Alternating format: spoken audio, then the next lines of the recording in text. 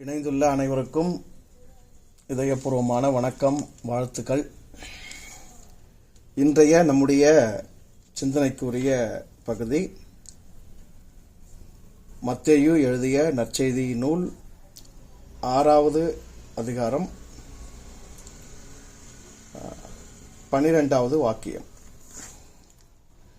எங்கள் கடனாளிகளுக்கு நாங்கள் மன்னிக்கிறது போல எங்கள் கடன்களை எங்களுக்கு மன்னியும். இன்னொரு மொழிபெயர்ப்பிலும் இதே வாக்கியத்தை நான் வாசிக்க விரும்புகிறேன். எங்களுக்கு எதிராக குற்றம் செய்தோரை நாங்கள் மன்னித்துள்ளது போல எங்கள் குற்றங்களை மன்னியும். இந்த மலைப்பொழிவு என்கிற இயேசுவின் இந்த போதனைகள் முழு மனுக்குலத்திற்கும் ஒரு சிறந்த மேன்மை மிக்க படிப்பினையை கொடுக்கிறது. அதிலும் குறிப்பாக இந்த வேண்டுதல் மனித சமுதாயத்தை ஈடேற்றக்கூடிய, வாழ்விக்கக்கூடிய மிக சிறந்த படிப்பினையை, தத்துவங்களை, ஞானத்தை, ஒரு பேரறிவை உள்ளடக்கியதாக இருக்கிறது.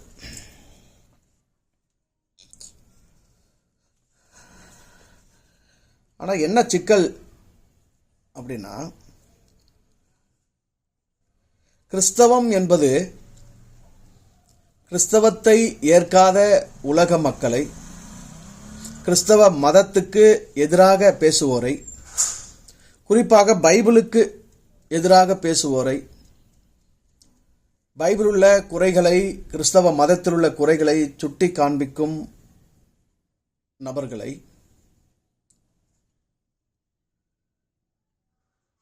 இது அந்தி கிறிஸ்து, சாத்தான் என்று சாடுகிறது. ஆனால் உண்மையிலேயே கிறிஸ்தவ மதம் என்பது ஒரு அந்தி இயேசு மதமாகத்தான் இருக்கிறது.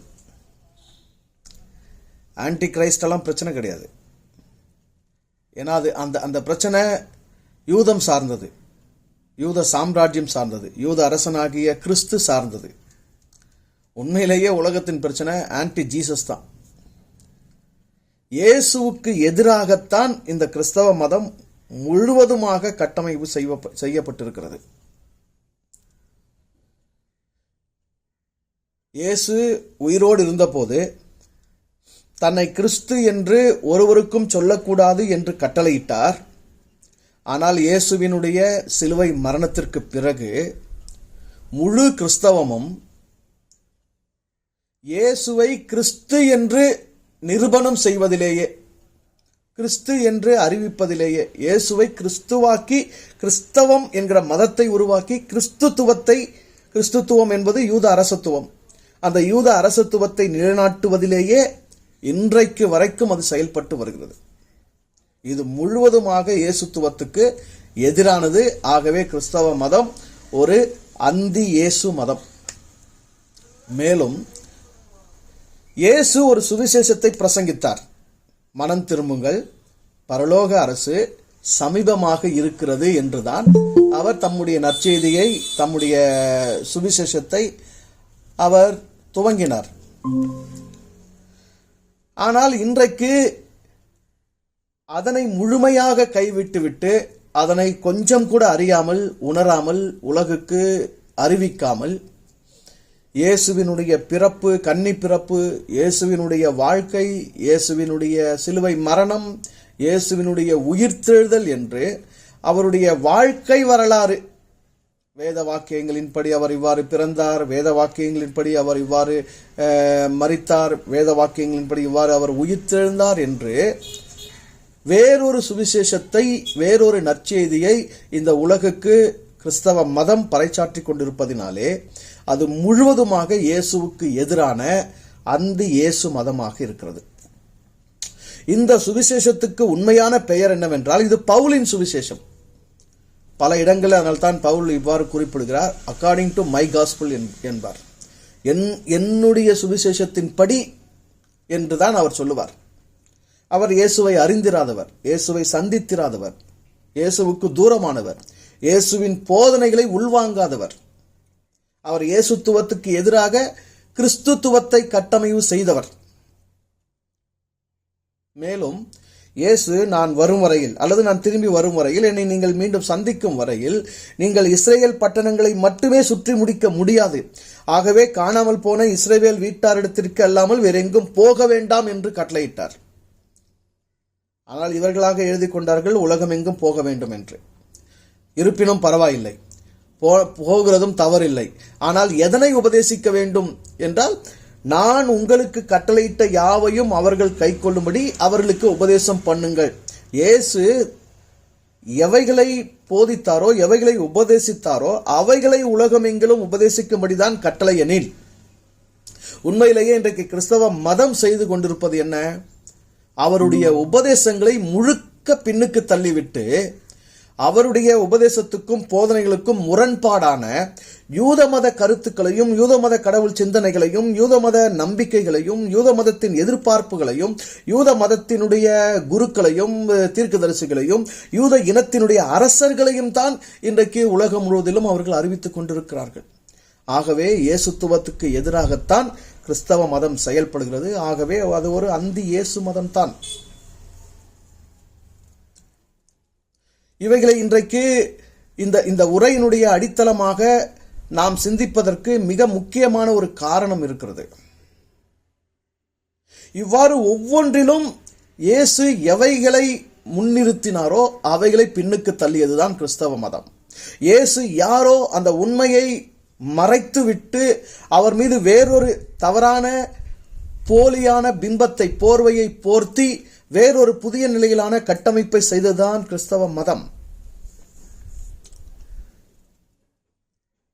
முழுவதும் முற்றிலுமாக இயேசுத்துவத்துக்கு எதிராகவே கிறிஸ்தவ மதம் கட்டமைப்பு செய்யப்பட்டிருப்பதினால் கிறிஸ்தவ மதம் என்பது ஒரு அந்தி இயேசு மதம்.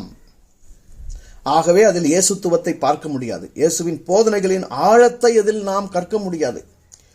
அவ்வாறு அது கட்டமைப்பு செய்யப்பட்டிருக்கிறது காரணம், அது ஒரு வியாபார மதமாக, ஒரு அரசியல் மதமாக உலகில் உருவெடுத்திருப்பதுதான்.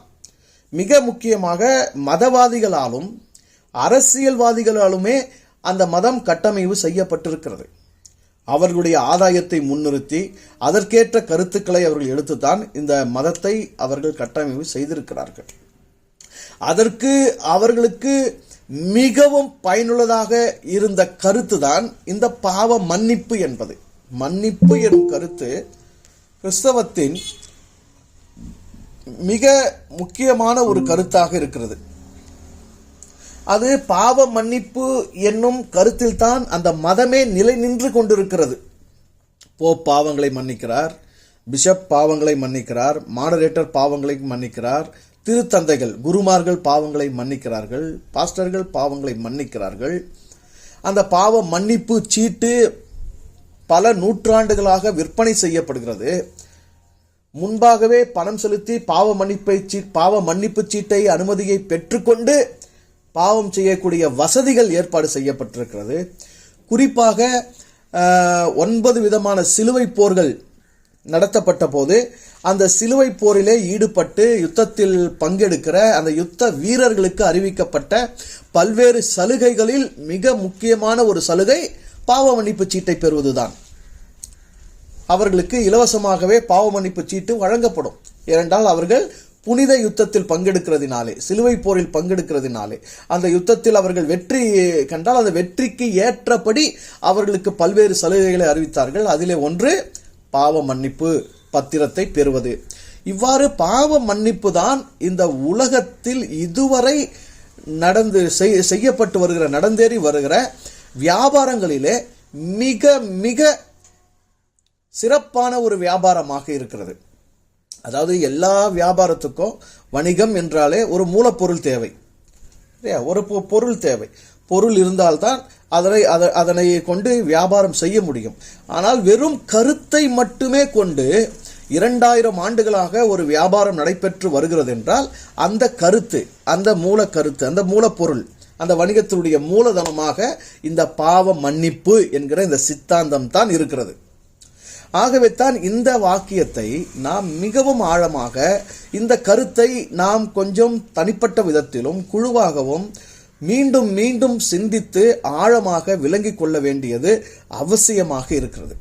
இந்த பகுதியை விளங்கி கொண்டால்தான் கிறிஸ்தவம் இந்த உலகத்தை, கிறிஸ்தவ மதம் இயேசுவுக்கு எதிராக இந்த உலகத்தை எவ்வளவு வஞ்சமாக, எவ்வளவு அதிகமாக ஏமாற்றி இருக்கிறது என்பதை நாம் உள்வாங்கிக் கொள்ள முடியும். ஏனென்றால் இந்த ஏமாற்றம் நமக்கு தூரமானதல்ல. பல ஆண்டுகள் இந்த ஏமாற்றத்துக்குள் கட்டுண்டு கிடந்தவர்கள் தான் நாம். இப்பொழுது வேண்டுமானாலும் நாம் வெளியேறியிருக்கலாம், விடுதலை பெற்றிருக்கலாம், உண்மையை உணர்ந்திருக்கலாம். ஆனால் பல ஆண்டுகள் நாம் இதிலே கட்டப்பட்டிருந்தோம் என்பதை நாம் மறுக்க முடியாது.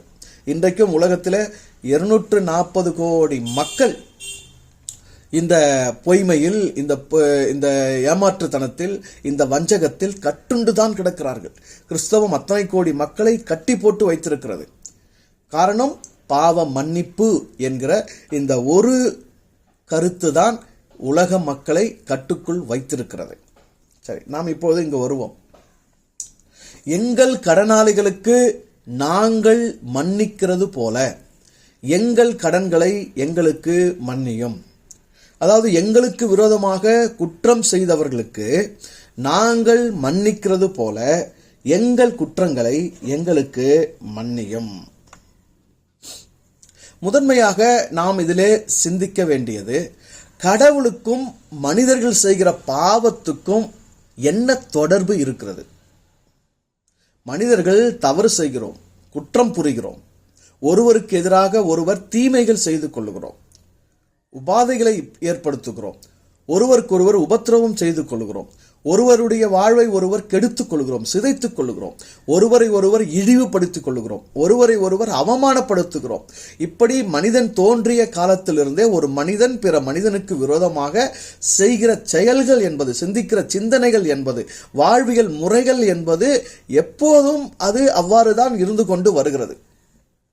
இப்படி இந்த மனித உயிரினம் இந்த உலகில் வாழ்வதினாலே இந்த பிரம்மாண்டமான இந்த பிரபஞ்சத்தை படைத்து இயக்கி கொண்டிருக்கும் இறைவனுக்கு என்ன சிக்கல் இருக்கிறது? இறைவனுக்கும் இந்த மனித வாழ்வியலுக்கும் இடையே என்ன விதமான தொடர்பு இருக்கிறது என்பதை நாம் சிந்திக்க வேண்டியவர்களாக இருக்கிறோம். முதன்மையாக கடவுள் என்பது அனைத்தையும் கடந்தது என்பதுதான் முதன்மை கருத்து. கடவுள் என்றாலே அது அனைத்தையும் கடந்தது, அதே நேரத்தில் அது அனைத்துக்குள்ளும் இருப்பது. அப்படி என்றால் என்ன? எது ஒன்றினாலும் பாதிக்கப்படாது, தாக்கப்படாது, எல்லா விதமான விளைவுகளுக்கும் அப்பாற்பட்டு இருப்பது கடவுள் என்னும் அந்த பேரறிவு, அந்த பேரன்பு, அந்த பேர் இயக்கம்.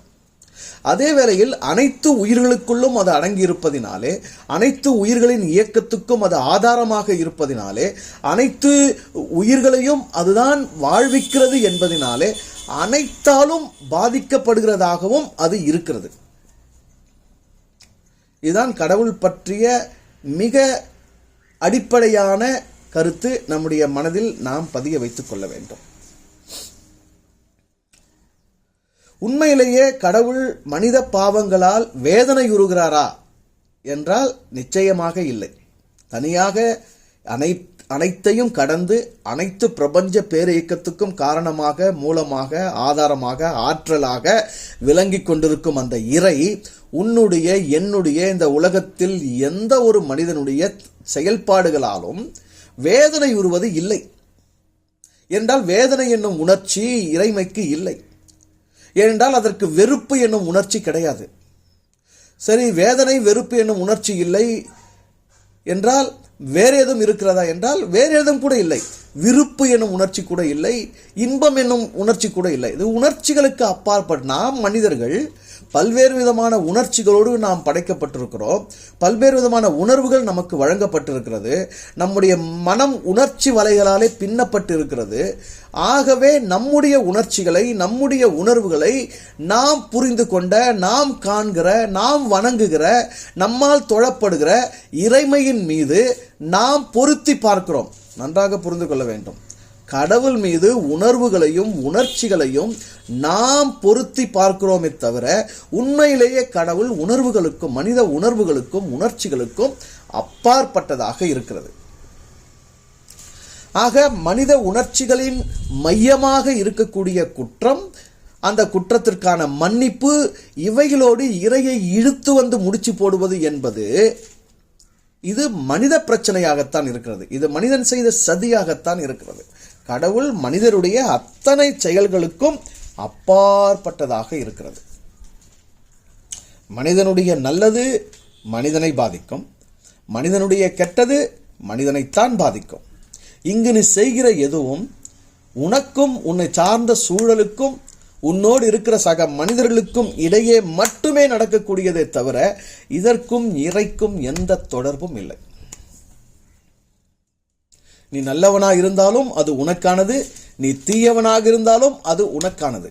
நீ குற்றம் செய்தாலும் அது உனக்கானது, நீ குணவானாக இருந்தாலும் அது உனக்கானது என்னும் அடிப்படையை புரிந்து கொள்ள வேண்டும். இறை இவைகளோடு தொடர்பு பட்டதோ, இறை இவைகளோடு சிக்கல் படுவதோ, இறை இவைகளோடு கலந்து வேதனையுறுவதோ நிச்சயமாக இல்லை, இல்லவே இல்லை. ஆகவே தான் இந்த உண்மையை உள்வாங்கும் போது யூதமும் கிறிஸ்தவமும் மற்றும் பல்வேறு உலக மதங்களும் கட்டி எழுப்பி இருக்கிற இந்த பாவத்தினாலே இறைவன் வேதனையுற்று அந்த பாவங்களை தீர்ப்பதற்கு, நிவிர்த்தி செய்வதற்கு, அந்த பாவ மன்னிப்புக்காக பிற உயிர்களை பலியாக கேட்கிறான் என்று இந்த மதங்கள் கட்டமைப்பு செய்திருக்கிற அத்தனை மதத்தினுடைய கருத்துக்களும் நம்பிக்கைகளும் இங்கு அடிபட்டு போகிறது. பாவ நிவிர்த்தி பலி, பாவ நிவாரண பலி, குற்ற நிவாரண பலி, சர்வ அங்க தகன பலி என்று பல்வேறு பலிமுறைகளை இறைவன் கேட்கிறார் என்கிற நம்பிக்கை உடையவர்களாக இருந்தார்கள் யூதர்கள். கிறிஸ்தவர்களும் அதே நம்பிக்கை உடையவர்கள் தான். இறைவன் பலியை கேட்கிறான். ஆடு பலியை கேட்கிறான், அவன் கோழி பலியை கேட்கிறான், அவன் புறா பலியை கேட்கிறான், அவன் கன்றுக்குட்டி பலியை கேட்கிறான், அவன் காளை பலியை கேட்கிறான் என்று உயிர்களை அவர்கள் கொலை செய்து வந்தார்கள், பலியிட்டு வந்தார்கள். அனைத்து உயிர்களுக்கும் உயிராக இருந்து இயங்குகிறவன் இறைவன் எனும் கருத்தே அங்கு மறந்து போனது, மறைக்கப்பட்டு போனது. இந்த உயிர் பலியின் பெருக்கம் உலக மதங்களிலே பெருகினபடியினால்தான் அதற்கு எதிராக உயிர் பலியை நிறுத்த கோரி உயிர்களை கொல்லக்கூடாது என்கிற அகிம்சை கருத்தை பேசக்கூடிய சில சமயங்கள், சில தத்துவங்கள் உலகத்திலே தோன்றினது. அது பௌத்தமாக இருக்கட்டும், அது சமணமாக இருக்கட்டும், வேறு பல தனியாருடைய தனி நபர்களுடைய தத்துவங்களாக இருக்கட்டும், இவைகளெல்லாம் உலகத்தில் உருவானதுக்கு காரணமே இந்த உயிர் பலிகளின் பெருக்கம்தான். மனிதன் ஒரு குற்றம் செய்கிறான், மனிதன் தவறு செய்கிறான். அதை யாருக்கு செய்கிறான்? இவன் செய்கிறான், இன்னொரு நபருக்கு, இன்னொரு மனிதனுக்கு விரோதமாக செய்கிறான். ஒரு குடும்பம் இன்னொரு குடும்பத்துக்கு விரோதமாக, ஒரு தனி மனிதன் இன்னொரு தனி மனிதனுக்கு விரோதமாக, ஒரு சமூகம் இன்னொரு சமூகத்துக்கு விரோதமாக, ஒரு இனம் இன்னொரு இனத்துக்கு விரோதமாக மனிதர்கள் தங்களுக்குள் ஒருவருக்கு ஒருவர் விரோதமாக குற்றம் செய்து கொள்கிறார்கள். ஆனால் அந்த குற்றத்துக்கான நிவாரணமாக, அந்த குற்றத்தை தீர்த்து கொள்ளும்படி, அந்த குற்றத்தை மன்னித்துக் கொள்ளும்படி, அந்த பாவத்தை கழுவி கொள்ளும்படி, அந்த பாவத்தை நிவிர்த்தி செய்து கொள்ளும்படி கடவுளுக்கு லஞ்சமாக உயிர் பலியை கொடுக்கிறார்கள். கடவுளும் அந்த உயிர் பலியை பெற்றுக்கொண்டு அந்த இரத்தத்தை பார்த்து, அந்த இரத்தத்தை நுகர்ந்து, அந்த இரத்தத்தின் வாசத்தில் திளைத்து அது இவர்களுடைய பாவங்களை மன்னித்து விடுகிறது என்கிற கருத்தை இவர்கள் வளர்த்து கொண்டார்கள். அதை மனித மனங்களில் விதைத்தார்கள். அதையே உலகம் முழுவதும் பரப்பினார்கள். ஆனால் உண்மையில் கடவுள் என்பது உன்னுடைய பாவத்துக்கும் அப்பாற்பட்டது, உன்னுடைய பலிமுறைகளுக்கும் அப்பாற்பட்டது, உன்னுடைய மன்னிப்பு, உன்னுடைய நிவிர்த்தி, உன்னுடைய சடங்கு முறைகள், உன்னுடைய செயல்பாடுகள் அனைத்திற்கும் அப்பாற்பட்டதாக கடவுள் இருக்கிறது.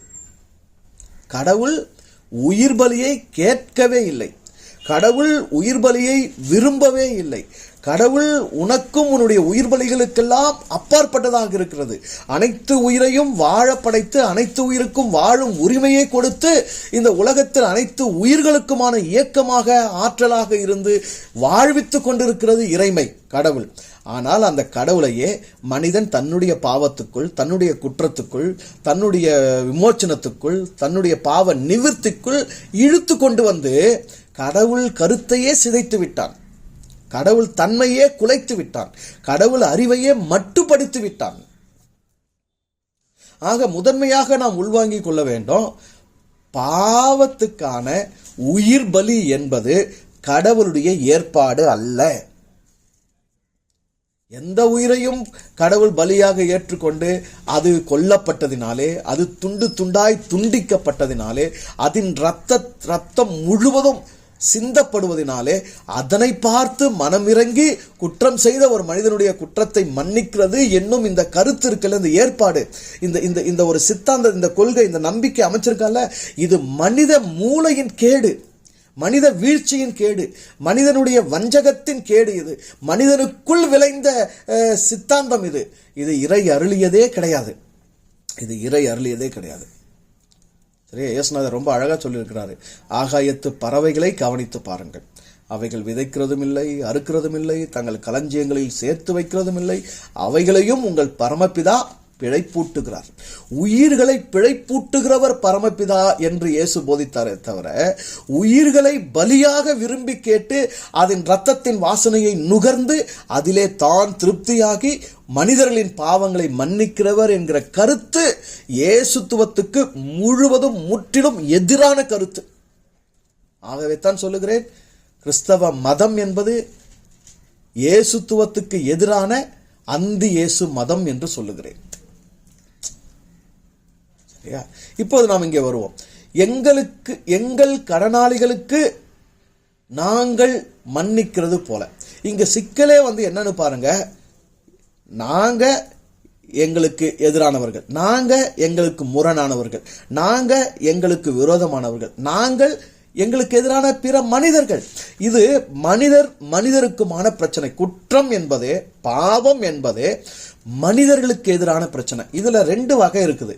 ஒன்று, ஒரு தனி மனிதன் தனக்கு எதிராகவே தான் குற்றம் புரிவது, தன்னையே நாசப்படுத்துவது, தன்னையே அழிப்பது, தன் உடலையே சிதைப்பது, தன் உடலுக்கு எதிராகவே அவன் தீமை புரிவது, தன் மனதையே அவன் நலமாக வைத்திராமல் இருப்பது, தன்னையே அவன் அறியாமல் இருப்பது, தன்னுடைய உடல் மொழியையே உணராமல் இருப்பது, தன்னுடைய தேவையே அறியாமல் இருப்பது, தனக்கு தேவை எது என்பது தெரியாமல் தேவையற்றவைகளை தன்னுள் அவன் சேர்த்துக் கொள்வது, தன் மனதை அவன் பாரமாக்கிக் கொள்வது, தன் நினைவை அவன் சுமையாக்கிக் கொள்வது என்று தனக்குத்தானே தீமை செய்து கொள்ளுகிற ஒரு நிலை. இரண்டாவது, அந்த மனிதனுடைய செயல்களாலே, அந்த மனிதனுடைய வார்த்தைகளாலே, அந்த மனிதனுடைய வாழ்க்கை முறையினாலே அவன் பிறிதொரு மனிதனுக்கு, தன்னோடு வாழ்கிற சக மனிதர்களுக்கு குற்றம் இழைப்பது, தீங்கு செய்வது, தவறானவைகளை செய்வது, பாவம் செய்வது, இவைகள் எல்லாம் இது அத்தனையுமே மனித சமூகத்தில் ஒரு மனிதன் பிற மனிதனுக்கு, ஒரு மனிதன் தனக்குத்தானே விரோதமாக செய்து கொள்ளுகிறவைகளைத்தான் குற்றம் என்கிறோம், பாவம் என்கிறோம், கடன்கள் என்கிறோம். இது நீண்ட நெடுங்காலமாக மனித சமூகத்தில் இருந்து கொண்டே இருக்கிறது. இதற்கு அடிப்படையான காரணம் என்னன்னா, ஒரு தனி மனிதன் தன்னில் தானே மகிழ்ச்சியாக, தன்னைத்தானே அறிந்து, தன்னைத்தானே உணர்ந்து, தன்னை திருப்தியாக வாழ வைக்கிற ஒரு நிர்வாக திறனோடு அவன் இருப்பானானால், தன் மனதை நலமாக வைத்துக்கொண்டு, தன் உடலை நலமாக வைத்துக்கொண்டு, தனக்குத்தானே தீமை செய்யாத வாழ்க்கை முறையோடு அவன் இருப்பானானால், நிச்சயம் அவனோடு இருக்கிற எந்த ஒரு வேற்று மனிதருக்கும் தீமை விளையாது, கெட்டது நடக்காது, அவனால் பாதிப்பு ஏற்படாது. ஆனால் இங்கு மனிதர்கள் தங்களுக்குள் தாங்களே சுகமாக இல்லை, தன்னோடு தானே அவர்கள் பொருந்தி வாழவில்லை, தனக்கு எதிராகவே அவர்கள் நிற்கிறார்கள், தனக்கு எதிராகவே அவர்கள் போராடுகிறார்கள், தனக்கு எதிராகவே அவர்கள் தீமை செய்து கொள்ளுகிறார்கள், தன்னுடைய உடலுக்கே அவர்கள் கெடுதலை விளைவித்துக் கொள்ளுகிறார்கள், தீமையை வருவித்துக் கொள்ளுகிறார்கள். தன்னோடு தானே போராடி கொண்டிருக்கிற மனிதர்களே இந்த உலகத்தில் மிகுதியாய் இருப்பதினால் அவர்களால் பிற மனிதர்களுக்கு கெடுதல் செய்யாமல், தீமை செய்யாமல், துன்பம் இழைக்காமல் இருக்கவே முடியாது. சரியா?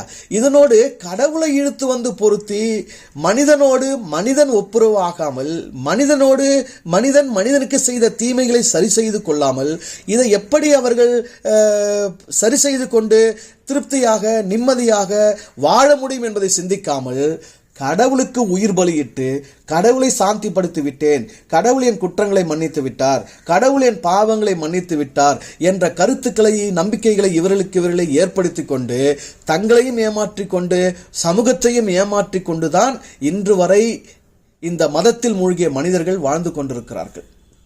ஆனால் இயேசு இங்கு தெளிவாக ஒரு கற்பிதத்தை, ஒரு மிக சிறந்த படிப்பினையை முன்வைக்கிறார்.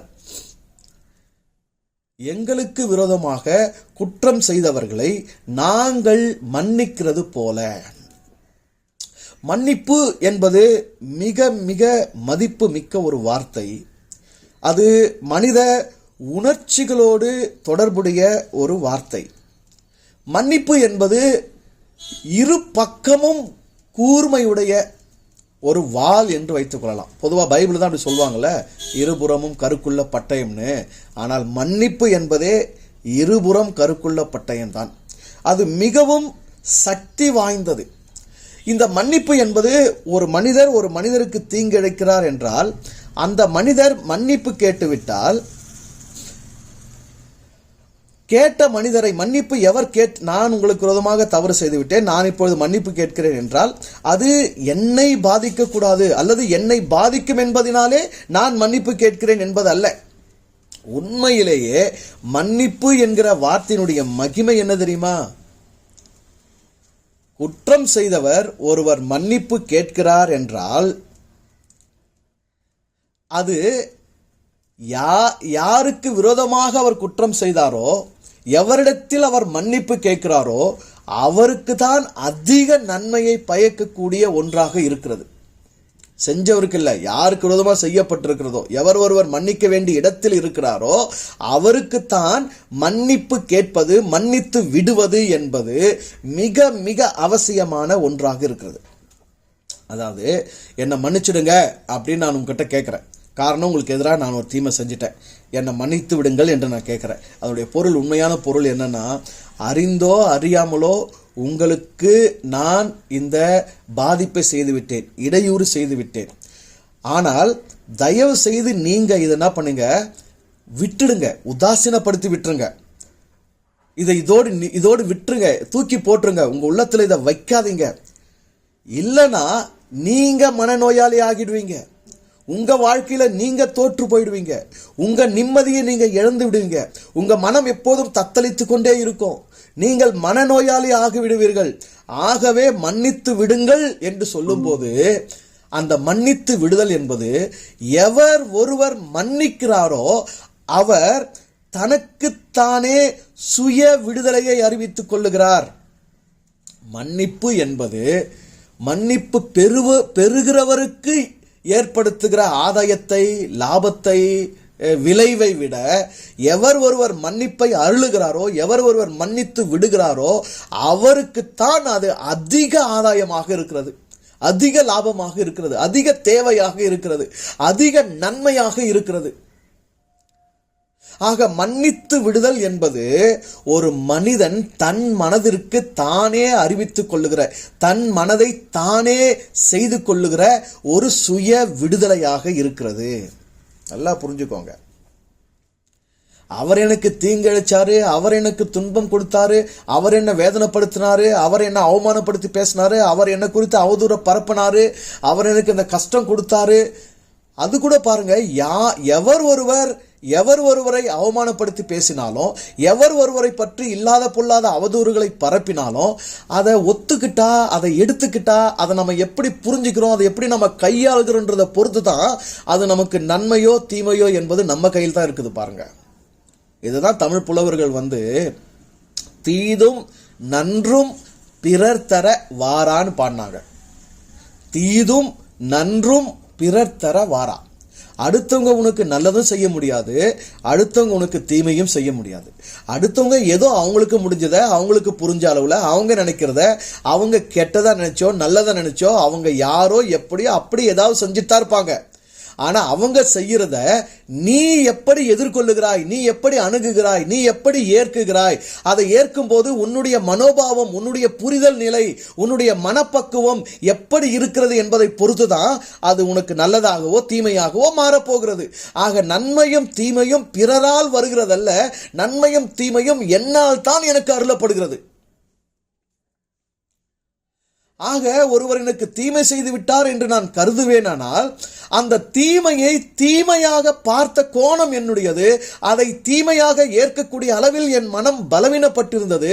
அதை தீமையாக ஏற்று துன்பப்படும் அளவில் தான் என்னுடைய புரிதல் நிலை இருந்தது.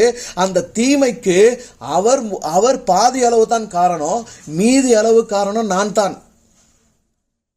ஒருவர் என்னை பற்றி அவதூறு பேசுகிறார், அவர் மிக மிக கேவலமாக இழிவாக என்னை அவமானப்படுத்துகிறார் என்றால் அதை பற்றி நான் அக்கறை இல்லாமல் அதை ஒரு பொருட்டாகவே கருதாமல், நான் யார் என்று எனக்கு தெரியும், என் செயல் என்ன நோக்கத்திலிருந்து விளைந்தது என்று எனக்கு தெரியும், என்னை நான் அறிந்திருக்கிறேன். ஆகவே என்னை பற்றிய உன்னுடைய விமர்சனங்கள், உன்னுடைய அவதூறுகள், உன்னுடைய அவமதிப்புகள் என்னை ஒருபோதும் பாதிப்பது இல்லை. ஏனென்றால் என்னை எனக்கு தெரிந்தது போல ஒருபோதும் என்னை உனக்கு தெரியாது என்கிற புரிதலோடு நான் இருந்துவிட்டால் யார் என்னை பற்றி என்ன பேசினாலும் அதை நான் அவமதிப்பாக, அவதூறாக, அதை எனக்கு கேடாக, அதை எனக்கு தீங்காக நான் எடுக்கப் போவதில்லை. ஆகவே அவர்கள் எனக்கு குற்றம் செய்தார்கள், எனக்கு தீமை செய்தார்கள் என்கிற உணர்வே அவர்கள் மீது எனக்கு இருக்க போவதில்லை. ஆகவே நான் அவர்களை மன்னிக்க வேண்டிய அவசியம் கூட இருக்காது.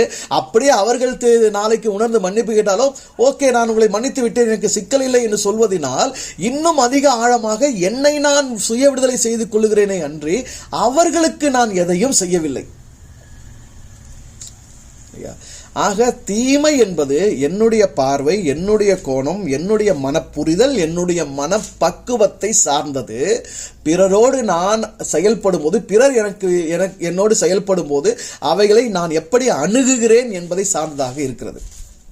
இருப்பினும் குற்றம் செய்தவர்கள் அதை குற்றமாக உணர்ந்து மன்னிப்பு கோருகிறார்கள் என்றால் அவர்கள் உண்மையிலேயே அவர்கள் பக்கம் எந்த பாதிப்பும் இருக்கக்கூடாது என்று அவர்கள் நினைத்து கேட்டாலும் உண்மையிலேயே யாரிடம் மன்னிப்பு கேட்கிறார்களோ அவர்கள் நன்றாக இருக்க வேண்டும் என்னும் உட்கருத்தை தான் அந்த மன்னிப்பு உள்ளடக்கி இருக்கிறது. ஆக மன்னிப்பு கேட்பவரை விட மன்னிப்பு வழங்குபவர் மன்னிப்பு கேட்பவருக்கு செய்யும் நன்மை விட மன்னிப்பு கொடுப்பவர் தனக்குத்தானே அதிக நன்மையை செய்து கொள்ளுகிறார். ஆக மன்னித்தல் என்பது ஒரு மனரீதியான சுய விடுதலை. இல்லை என்றால் மனதில் மிகப்பெரிய ஒரு நிம்மதியின்மை காணப்படும், தத்தளிப்பு காணப்படும். நிம்மதியாக சிந்திக்க முடியாது, நிம்மதியாக செயல்பட முடியாது, சுதந்திரமாக சுமையில்லாத நிலையில் வாழ்க்கையை நீங்கள் இயக்க முடியாது. எப்பொழுதெல்லாம் அந்த தீங்காளரை பற்றி, அவர் செய்தவரை பற்றி உங்கள் மனதில் நினைக்கிறீர்களோ அப்பொழுதெல்லாம் உங்கள் மனம் தவிக்கும், வேதனைப்படும். உங்கள் மூளை முழுவதும் அவர்கள் அமர்ந்து கொள்வார்கள், உங்கள் செயல்திறனையே அவர்கள் கட்டுப்படுத்தி கொண்டிருப்பார்கள். ஆகவே மன்னிப்பு என்பது உங்கள் மனதை மீட்கும் செயல். மன்னிப்பு என்பது ஒரு சுய விடுதலை. இந்த சுய விடுதலை பற்றி இங்கு இயேசு முன்வைக்கும் கருத்து என்ன? எங்களுக்கு எதிராக குற்றம் செய்தவர்களை, எங்கள் கடனாளிகளுக்கு நாங்கள் மன்னிக்கிறது போல கடவுளே எங்களுக்கு நீ மன்னிக்க வேண்டும் என்கிறார்கள். அதனை அதோடு விட்டுவிடாமல் அதனை பற்றிய ஒரு விவரிப்பு பின்பாக கொடுக்கப்படுகிறது. பாருங்க,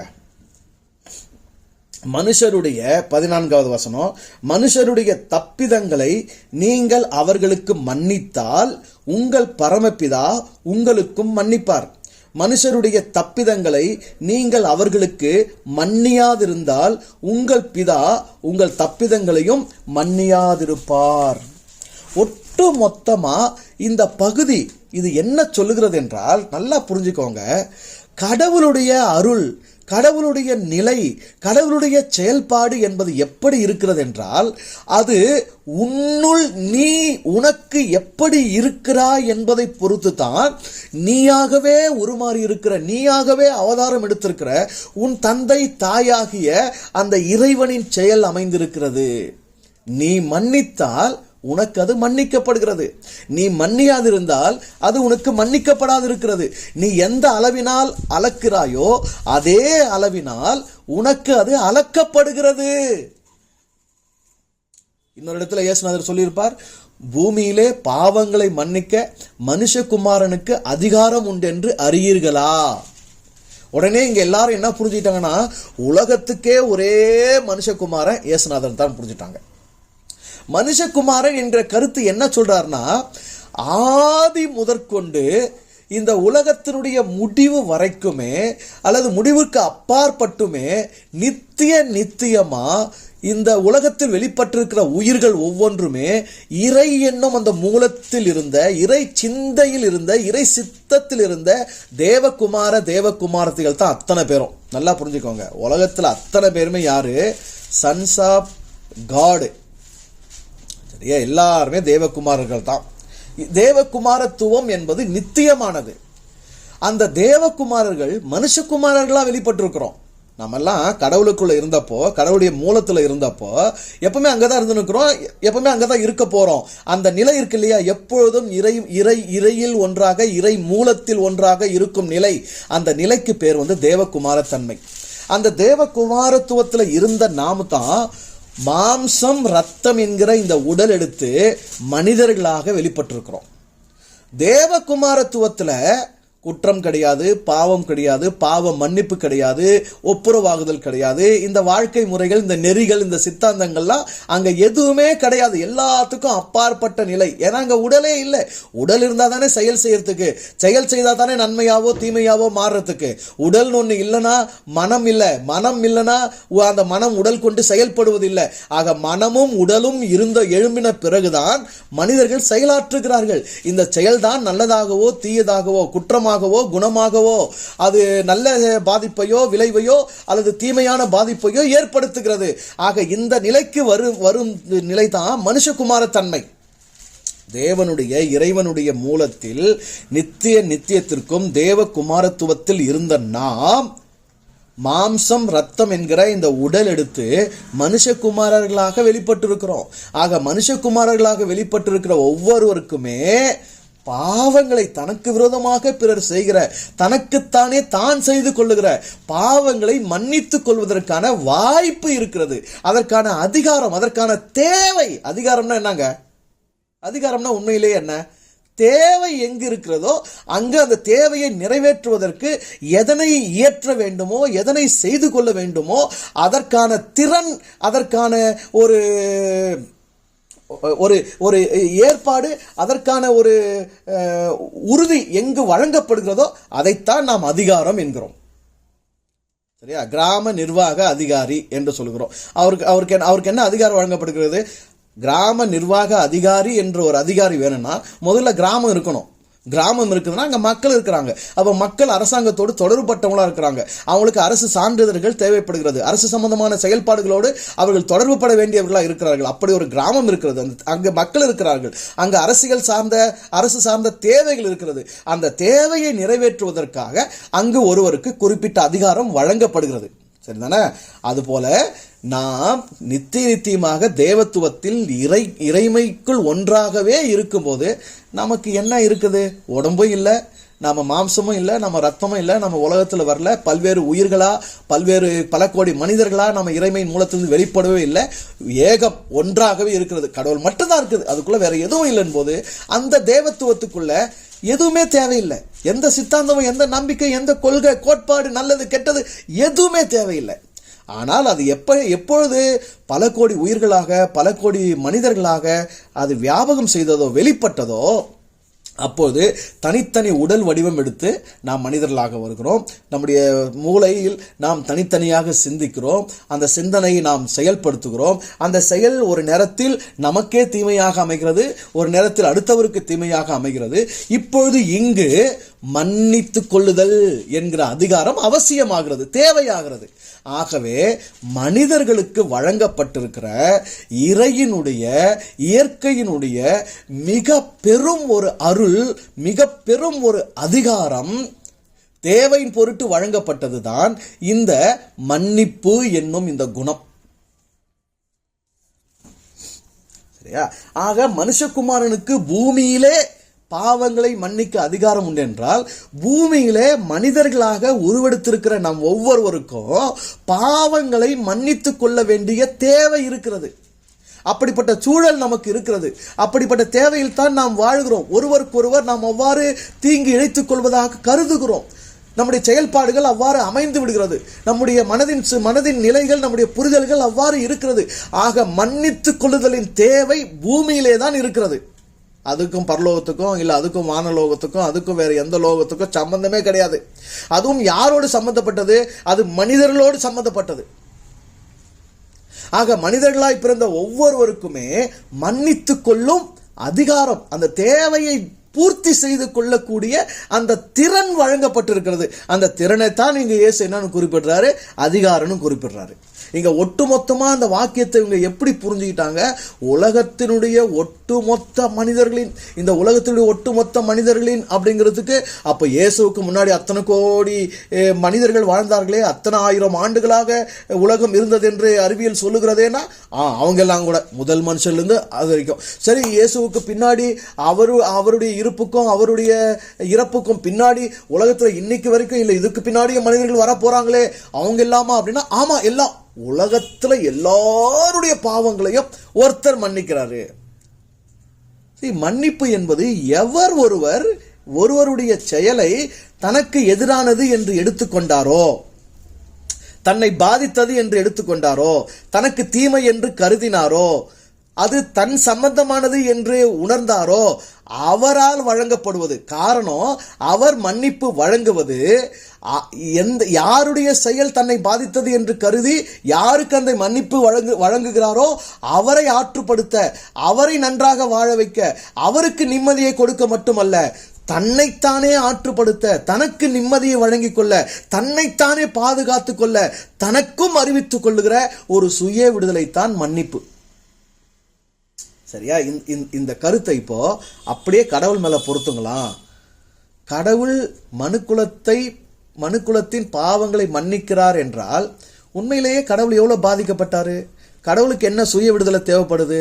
அப்படி மன்னிக்கப்படலன்னா அவர் என்ன காயமா இருக்க போறாரு? அவர் மனசு என்ன நிம்மதி இல்லாம தத்தளிக்க போகுது? அவர் எவ்வளவு வேதனையில முழுக போறாரு?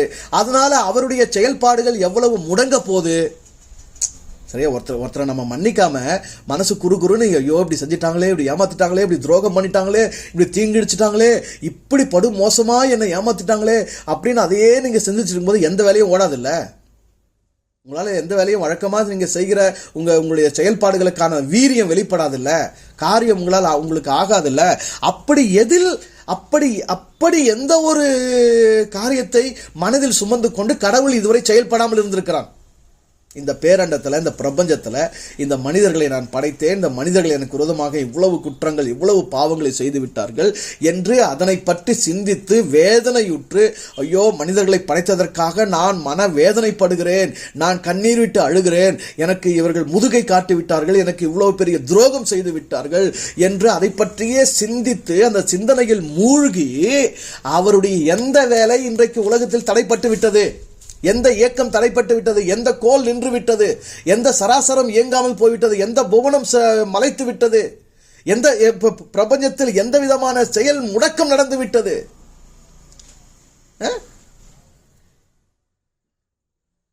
இது மனித செயலால் பாதிக்கப்படுகிறவர்களுக்கான அதிகாரமே தவிர இது பாதிக்க முடியாத நிலையில் இருக்கிற இறையோடு சம்பந்தப்பட்டது அல்ல. பாவம் என்பது, குற்றம் என்பது, ஒரு செயலின் தீமை என்பது, நன்மை என்பது, அதனுடைய விளைவு என்பது இறையோடு சம்பந்தப்பட்டது அல்ல. வேண்டுதல் வேண்டாமை இலானடி சேர்ந்தாருக்கு. விருப்பு வெறுப்புகளற்ற நிலையில் இருக்கிறவன் இறைவன். வேண்டும்னா அவனுக்கு எதுவும் இல்லை, வேணாம்னா எதுவும் இல்லை, அப்படி இருக்கிறான் இறைவன். அவன் மீது இந்த பாதிப்பு போர்வையை இந்த மதம் போர்த்த துணிந்தது. ஆனால் உண்மையிலேயே மன்னிக்கும் தேவையும் மன்னிப்பின் சிந்தனையும் மன்னிப்பு என்ற கருத்தும் முழு மனுக்குலத்தை சார்ந்தது. அது மனுஷகுமாரனின் அதிகாரம், அது மனிதர்களுக்கான அதிகாரம், மனித வாழ்வியலுக்கான தேவையாக இருக்கிறது. ஆகவே தான் இங்கு கற்றுக் கொடுக்கிறார், எங்கள் கடனாளிகளுக்கு நாங்கள் மன்னிக்கிறோம். காரணம், எங்கள் கடனாளிகள் எங்களுக்கு விரோதமாக குற்றம் செஞ்சிட்டாங்க, நாங்க பெருந்தன்மையானவங்க, அதனால அவங்களுக்கு மன்னிச்சு அவங்கள விடுதலை பண்றோம், அவங்களுக்கு நிம்மதி கொடுக்கிறோம், அவங்கள அந்த பாரத்திலிருந்து மீட்டெடுக்கிறோம், அவங்களுக்கு அந்த குற்ற மனசாட்சியிலிருந்து நாங்க சுதந்திரம் தரோம். அப்படிங்கிறத விட அவர்கள் எங்களுக்கு ஒரு முறை செய்த அந்த தீமை, ஒரு முறை அதனை தீமையாக எடுத்து அதனால் பாதிக்கப்பட்ட எங்கள் மனம் மீண்டும் மீண்டும் அதனை நினைக்கும் போதெல்லாம், அதனை தீமையாக கருதும் போதெல்லாம் நாங்கள் சொந்தமாக எங்களை நாங்களே குத்திக் கொள்கிறோம், எங்களை நாங்களே காயப்படுத்திக் கொள்கிறோம், எங்களை நாங்களே முடக்கிக் கொள்கிறோம், எங்களுக்கு நாங்களே தீமை வருவித்துக் கொள்கிறோம்.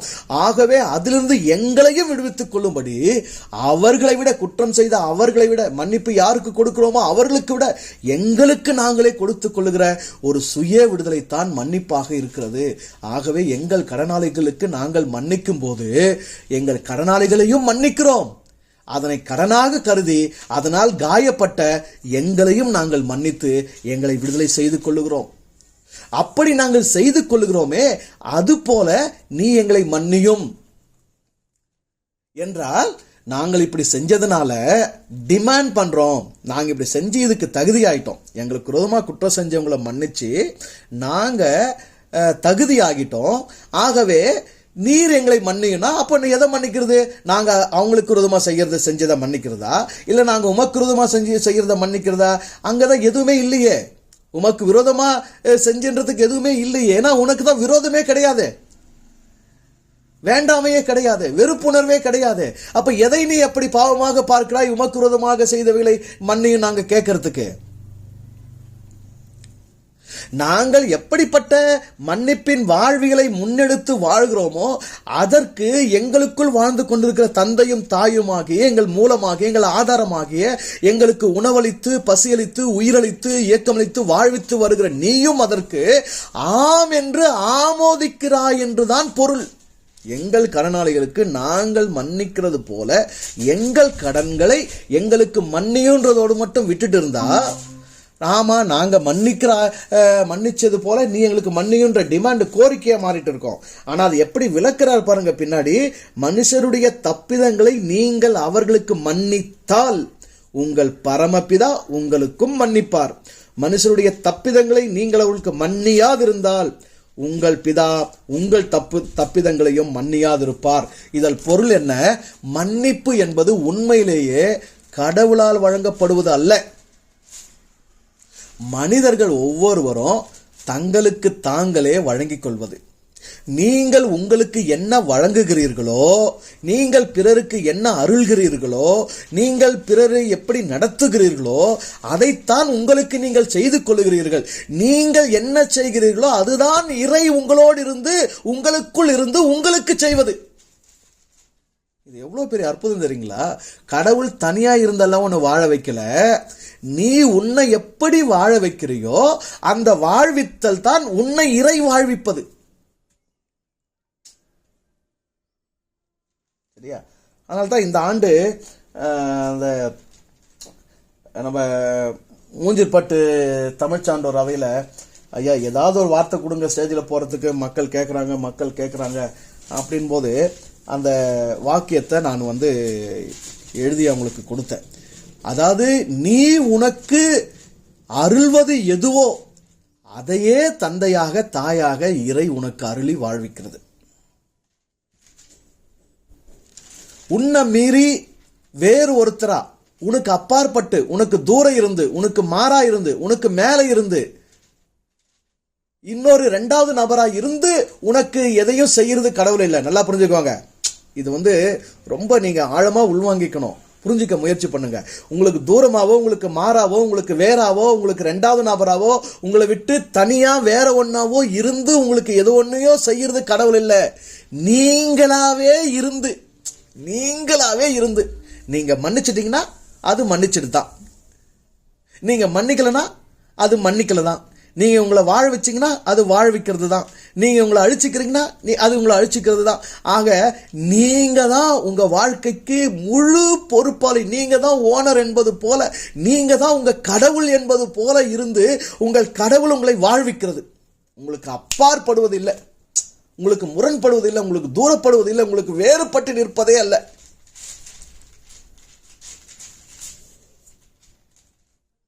மன்னிப்பு என்பது உங்களில் பொங்குகிறது என்றால் அது நீங்கள் பிறருக்கு வழங்குவதற்கு முன்பதாக அது முதலில் உங்கள் மனதை விடுதலை செய்கிறது. மன்னியாமை உங்களில் கொதித்து எழும்புகிறது என்றால் அது அடுத்தவருக்கு அந்த மன்னியாமை கொடுக்கும் வேதனையை விட முதன்மை வேதனையை உங்களுக்கு கொடுக்கிறது. எது உங்களில் எழுகிறதோ அதுதான் உங்களுக்கு நீங்கள் கொடுத்துக் கொள்வது. எது உங்களில் விளைகிறதோ அதுதான் உங்களுக்கு நீங்கள் கொடுத்துக் கொள்வது. அதுவே தான் இறைவனும் உங்களுக்கு கொடுப்பது. அப்படின்னா என்ன? கடவுள் உங்களை எப்படி வாழ வைக்கணும்னு நினைக்கிறீங்களோ அப்படி நீங்க தான் உங்களை வாழ வைக்கணும். ஏன்னா நீங்க வேறையா கடவுள் வேறையா இல்லைங்கிறது தான் இங்க ஆழப்படுத்துறார் இயேசுநாதர். கடவுள் தனியா ஒண்ணு இல்ல, நீங்க போய் அதுக்கு பலி செலுத்தி என்ன மன்னியும் கேட்கறதுக்கு. நடுவுல ஒரு உயிர் பலியே தேவையில்லை. என்ன மன்னியும் கடவுளே நீங்க வேண்டறதுக்கு உங்களுக்கு தனியாவே இல்லை. உங்க மேல நீங்க இறக்கப்பட்டு நான் இந்த தவறு செய்துவிட்டு நான் இதற்காக வருந்துகிறேன், இதனுடைய தீமை என்னை பாதிக்கக்கூடாது, இதனால் நான் வேதனைப்படக்கூடாது என்று உங்களுக்கு நீங்கள் என்ன கொடுத்துக் கொள்கிறீர்களோ அதையே உங்களுக்கு கொடுக்கும்படியாக இறை செயல்படுகிறது.